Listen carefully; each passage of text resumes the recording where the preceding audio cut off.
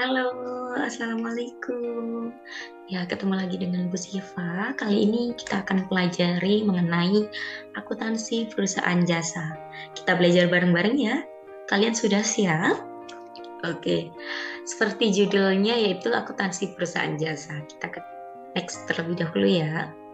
Ya, sebelum kita masuki pembelajaran, Bu Siva mau tanya kepada kalian, apa sih akuntansi perusahaan jasa itu? Lalu apa saja contoh perusahaan jasa yang kalian ketahui? Lalu mengapa sebelum melakukan pencatatan transaksi perlu dilakukan analisis terlebih dahulu? Dan apa fungsi dari neraca lajur atau kertas kerja? Untuk selanjutnya, mengapa laporan keuangan itu penting dibuat? Kalian harus jawab ya. Oke, kita sekarang next. Nah, kita masuki ke pembelajaran yaitu akuntansi perusahaan jasa. Nah, pengertian dari akuntansi perusahaan jasa yaitu usaha yang bergerak di bidang pelayanan kepada pelanggan atau perusahaan lainnya, atau ada pengertian lain yaitu suatu perusahaan yang kegiatan usahanya ditujukan untuk memperoleh pendapatan atau penghasilan melalui pelayanan jasa-jasa tertentu. Kalian apakah sudah tahu ciri-ciri dari perusahaan jasa? Ciri-ciri dari perusahaan jasa yang perlu kalian ketahui yaitu tidak berwujud, tidak dapat dipisahkan, tidak berubah-ubah, dan tidak dapat disimpan. Untuk contohnya yaitu yang seperti kalian lihat, ada penjahit, ada kurir, ada salon. Nah, dari ketiga contoh tersebut merupakan perusahaan jasa. Oke, next.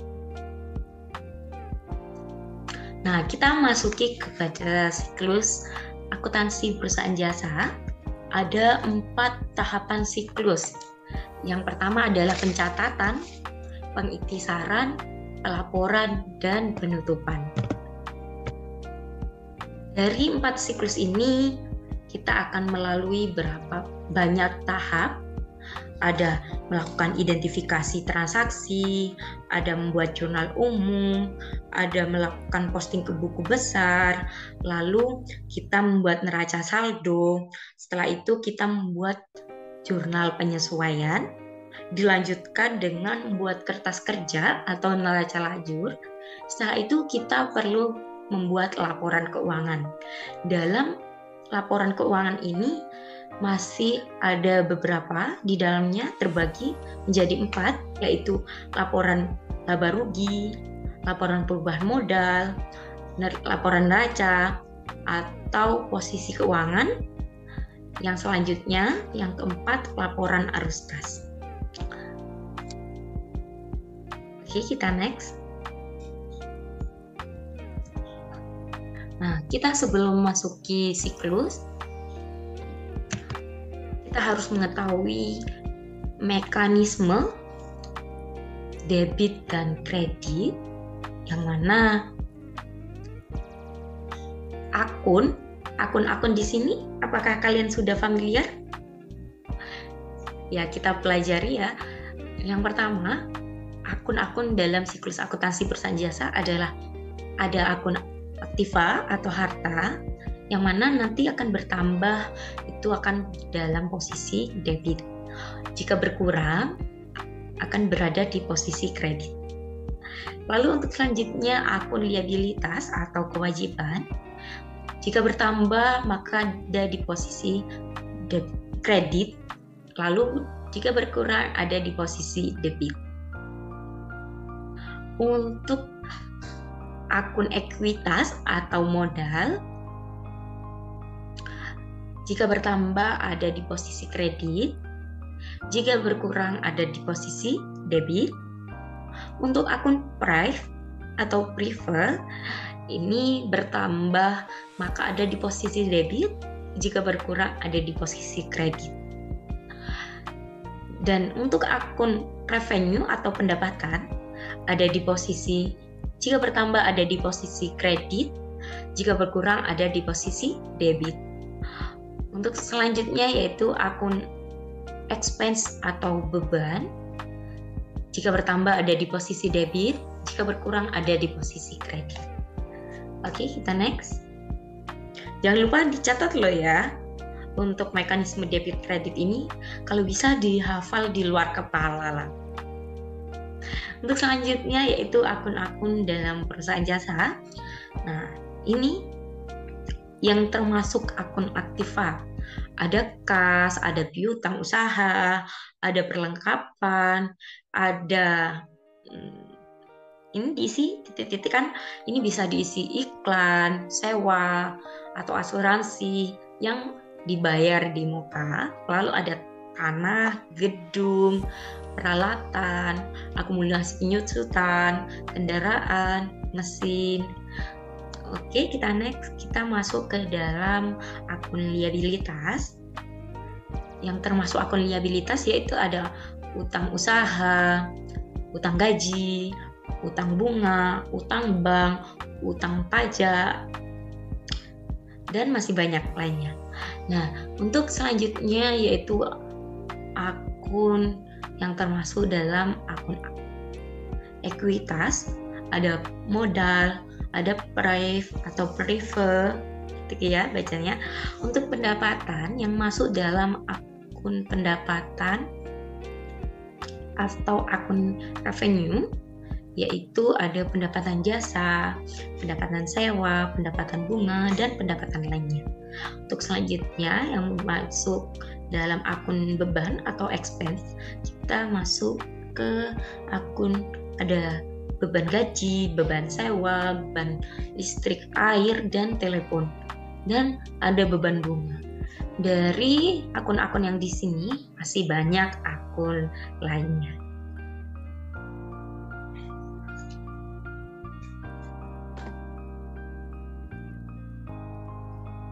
Kita masuki tahap pencatatan. Tahap pertama dari siklus akuntansi perusahaan jasa, yang mana tahap pencatatan sendiri yaitu aktivitas mencatat dan mengelompokkan semua transaksi yang terjadi pada periode tertentu. Dalam tahap pencatatan siklus akuntansi perusahaan jasa terdiri dari beberapa, yaitu ada bukti transaksi, jurnal umum, dan buku besar. Kita next masuk ke bukti transaksi.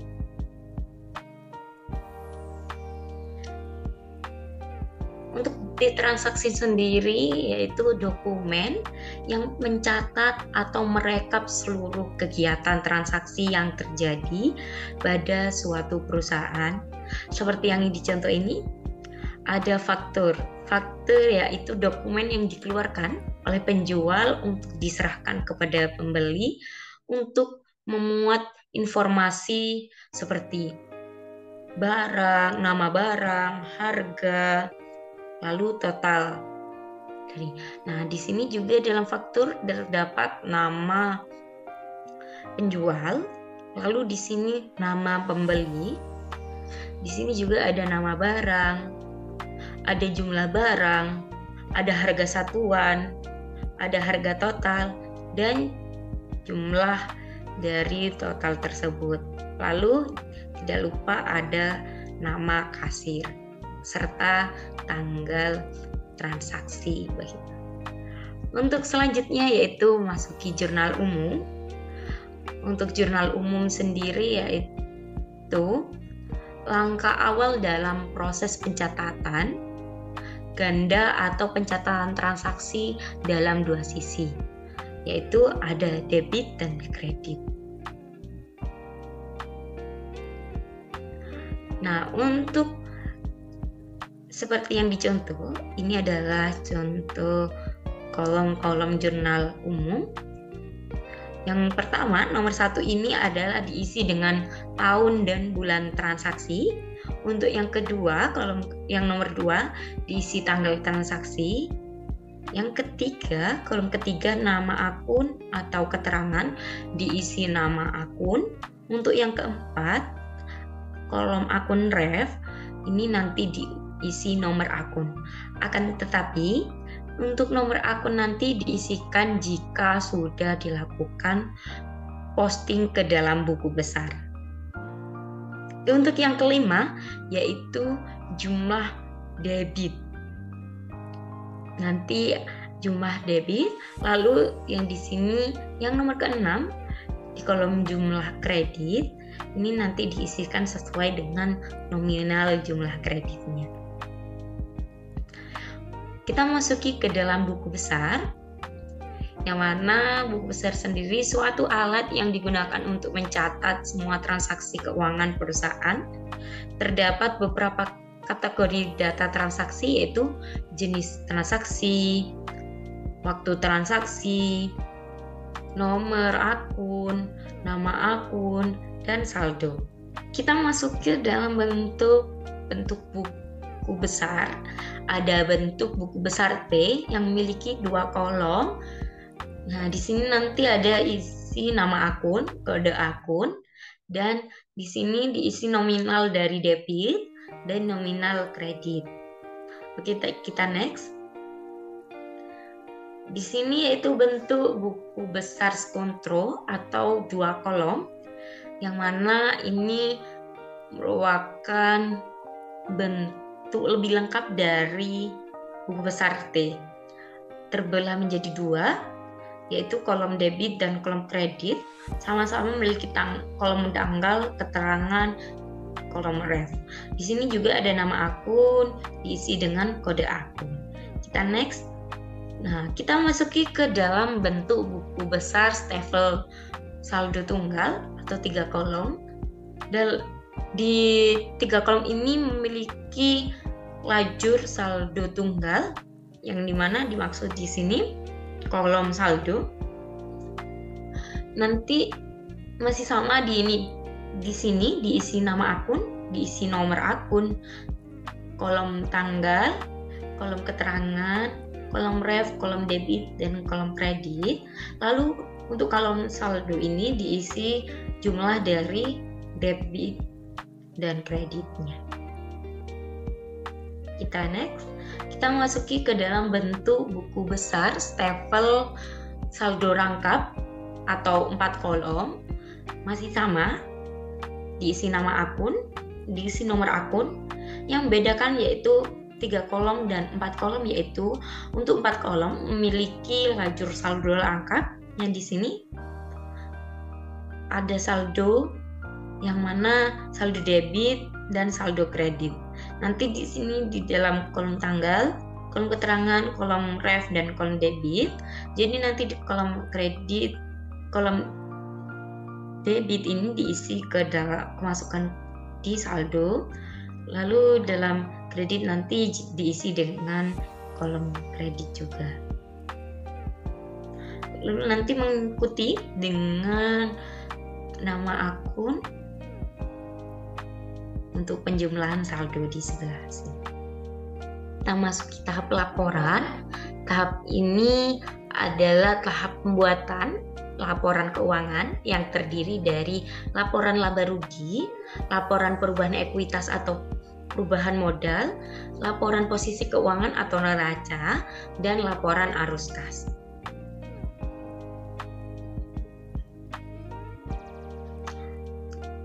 Untuk yang pertama yaitu laporan laba rugi, laporan yang menyajikan informasi pengeluaran, pendapatan, serta laba atau rugi yang dihasilkan perusahaan selama periode tertentu. Dalam laporan laba rugi ini dibagi menjadi 2 bentuk, yaitu ada bentuk single step atau langsung. Yang kedua yaitu bentuk multiple step atau tidak langsung. Seperti yang dicontoh ini merupakan contoh dari bentuk laporan laba rugi single step, karena semua pendapatan dikelompokkan menjadi 1 di bagian atas dan beban dikelompokkan menjadi 1 di pojok bawah. Untuk yang pertama, dalam pembuatan laporan laba rugi dicantumkan nama perusahaan, laporan laba rugi periode, pendapatan di bagian kanan. Untuk selanjutnya yaitu beban, semua beban dimasukkan lalu dijumlah, lalu total beban dikurangi dengan pendapatan dikurangi dengan total beban, hasilnya yaitu laba bersih. Untuk yang kedua yaitu laporan perubahan ekuitas, yang mana sebuah pencatatan yang baik. Untuk yang kedua yaitu laporan perubahan ekuitas atau laporan perubahan modal, yang mana sebuah pencatatan yang berguna untuk menjembatani laporan laba rugi dan laporan neraca atau laporan posisi keuangan yang tersusun dari beberapa komponen, yaitu modal awal, laba atau rugi, penarikan modal untuk kepentingan pribadi atau pref, dan modal akhir. Langkah-langkah untuk menyusun laporan perubahan modal yaitu menuliskan nama perusahaan, menuliskan laporan, dan menuliskan periode transaksi di tengah-tengah halaman, yang mana untuk isi laporannya yaitu ada modal awal dengan jumlah ditaruh sebelah kanan, lalu laba bersih, jumlah laba bersih yang diambil dari laporan laba rugi, dan price diisikan jumlah price. Lalu untuk tambahan modal, jumlahnya diambil dari laporan laba bersih atau laba bersih ini dikurangi dengan price. Lalu untuk modal akhirnya didapat dari modal awal ditambah dengan tambahan modal lalu dijumlah menjadi modal akhir. Nah, yaitu laporan posisi keuangan atau biasanya disebut dengan neraca, yaitu laporan keuangan yang melaporkan aset, liabilitas, dan ekuitas perusahaan pada saat tertentu untuk memudahkan analisis dalam prediksi arus kas di masa yang akan datang. Untuk langkah-langkah dalam membuat laporan posisi keuangan, yaitu menuliskan nama perusahaan, menuliskan nama laporan, lalu menuliskan periode laporan. Unsur-unsur dari laporan posisi keuangan ini yaitu ada harta atau aktiva, utang atau kewajiban, dan modal atau ekuitas. Nah, untuk sisi aktiva yaitu terdapat kas, piutang, perlengkapan, sewa dibayar di muka, peralatan. Dari jumlah kas sampai peralatan ini dijumlah lalu dikurangkan dengan akun penyusutan peralatan lalu dimasukkan ke dalam jumlah aktiva. Untuk pasifanya yaitu utang usaha, utang listrik, utang bank, dan modal dijumlah menjadi satu, dimasukkan ke dalam kolom pasifa. Yang keempat yaitu laporan arus kas, laporan keuangan yang berisikan arus kas masuk dan kas keluar suatu perusahaan pada periode tertentu. Laporan arus kas terbagi menjadi dua metode, ada metode langsung dan metode tidak langsung. Untuk laporan metode langsung, yaitu berisikan informasi mengenai pengeluaran dan penerimaan kas operasional di periode tertentu. Untuk keunggulannya, yaitu mencantumkan informasi langsung dari penggunaan kas.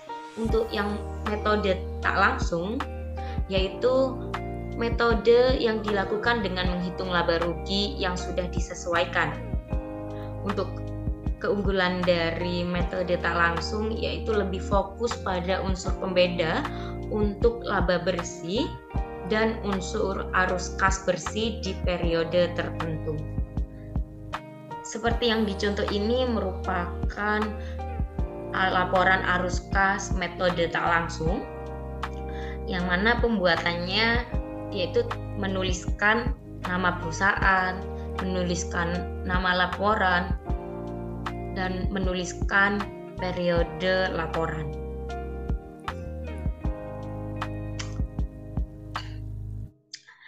Baik, untuk selanjutnya kita akan masuki tahap penutupan, yang mana tahap penutupan ini adalah tahap terakhir dari siklus akuntansi perusahaan jasa. Tahap penutupan ini terdiri dari jurnal penutup. Dari jurnal penutup nanti akan dibuatkan buku besar setelah penutup dan akan dibuatkan neraca saldo setelah penutupan. Lalu dilanjutkan yang kedua yaitu jurnal pembalik. Untuk yang pertama, jurnal penutup yaitu pencatatan pemindahan saldo akun nominal atau sementara berupa pendapatan dan beban ke akun modal melalui ikhtisar laba rugi serta saldo akun prive ke akun modal. Seperti jurnal lainnya, dalam pembuatan jurnal penutup terdapat nama perusahaan, nama jurnal, dan periode jurnal. Terdapat kolom tanggal, kolom keterangan, kolom ref, kolom debit, dan kolom kredit. Untuk jurnal penutup yang terdapat akun sementara, termasuk dalam akun sementara yaitu pendapatan, beban, saldo laba rugi, dan pref. Untuk akun permanen yaitu akun aktiva, liabilitas, dan ekuitas. Untuk yang kedua yaitu jurnal pembalik, jurnal yang dibuat pada awal periode sebagai kebalikan dari sebagai jurnal penyesuaian pada akhir periode sebelumnya. Jurnal ini bersifat opsional, namun jika dibuat memiliki kemanfaatannya. Akun dari jurnal penyesuaian yang dibalik di jurnal pembalik adalah akun beban-beban yang masih harus dibayar, beban-beban yang dibayar di muka bila dicatat sebagai beban, pendapatan yang masih harus dibayar, pendapatan diterima di muka bila dicatat sebagai pendapatan. Baik, sampai sini sudah selesai untuk penjelasan teori penjelasan siklus akuntansi. Terima kasih. Untuk selanjutnya kita akan melanjutkan praktik untuk pengerjaan siklus akuntansi.